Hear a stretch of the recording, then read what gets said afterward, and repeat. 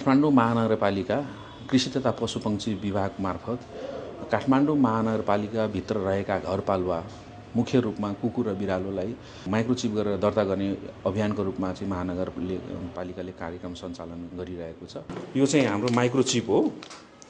यो माइक्रोचिप चाहिँ यो एनिमल आइडेन्टिफिकेसनको लागि नै बनाएको माइक्रोचिप हो र यसमा चाहिँ के भने यो 15वटा डिजिट भएको एउटा नम्बर हुन्छ। यो नम्बर चाहिँ एकअर्कासँग मेल खाँदैन है, कुनै एनिमलको अर्कोसँग मिल्दैन। जस्तै हाम्रो मोबाइलको फोन नम्बर हुन्छ नि, त्यस्तै चाहिँ एउटाको अर्कोसँग फरक हुन्छ। र यो चाहिँ यो स्क्यानर भयो। यो स्क्यानरले चाहिँ के गर्छ भने यो भित्र चिप जुन हुन्छ, यो चिप चाहिँ एकदम सानो हुन्छ, यो भातको सिता जस्तो सानो चाहिँ चिप हुन्छ। त्यो चिपले चाहिँ हामीले जब एनिमलको जिउमा चाहिँ इन्सर्ट गरिसक्छौँ, हामी छालामुनि चाहिँ हामी राख्छौँ यो माइक्रोचिप। यो गरिसकेपछि यो स्क्यानरको माध्यमबाट चाहिँ हामीले चाहिँ यसलाई स्क्यान गर्न मिल्छ हैन। र यसले चाहिँ के हुन्छ नि, यो नम्बर देखाउँछ है। यो चिप्सले चाहिँ यो नम्बर देखाउँछ हैन, यो नम्बर हो र यो नम्बर चाहिँ म्याच हुन्छ।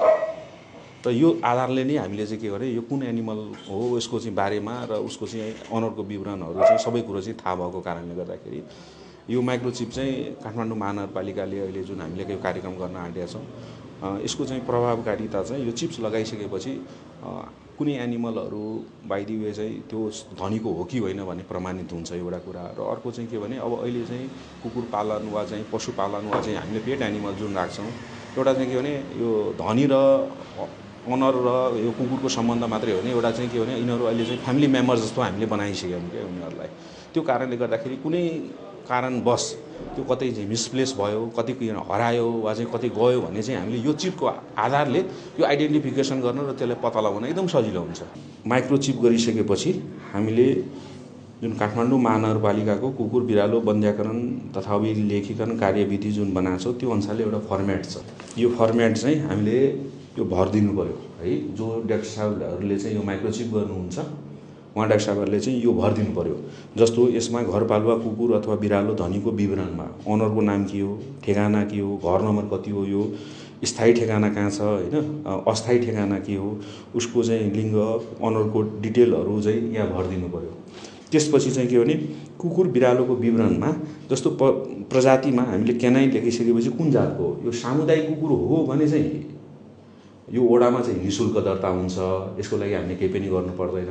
तर के भने कुनै जातको जस्तो विदेशी जातको कुकुरहरू छ भने सामुदायिक बाहेक उहाँहरूले चाहिँ के गर्नुपर्छ, 2000 रुपियाँ चाहिँ यसको लागि रासो बुझाउनुपर्छ होइन। र उहाँहरूले चाहिँ के भने वडामा चाहिँ दर्ता गराउनु पर्ने हुन्छ।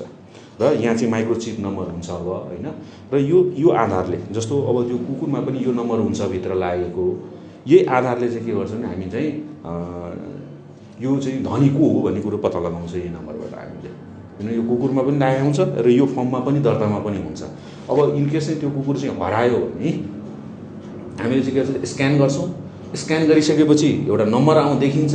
त्यो नम्बर चाहिँ इन्ट्री गर्ने बित्तिकै यो नम्बरको आधारले यो मान्छेको विवरण आइपुग्छ ओनरको हो। अनि त्यसले गर्दाखेरि के हुन्छ भने हामी ट्र्याक गर्न सक्छौँ। कसैले बाटोमा त्यत्तिकै बिरामी भयो वा बुढो भयो अनि त्यसले चाहिँ बाटोमा छोडिदियो वा चाहिँ कहीँ चाहिँ हरायो, कहीँ घाइते भएर बसिया छ होइन। त्यस्ता कुराहरूलाई चाहिँ हामीले अलिकता नियमन गर्नको लागि चाहिँ यसले एकदम सहज गराउँछ।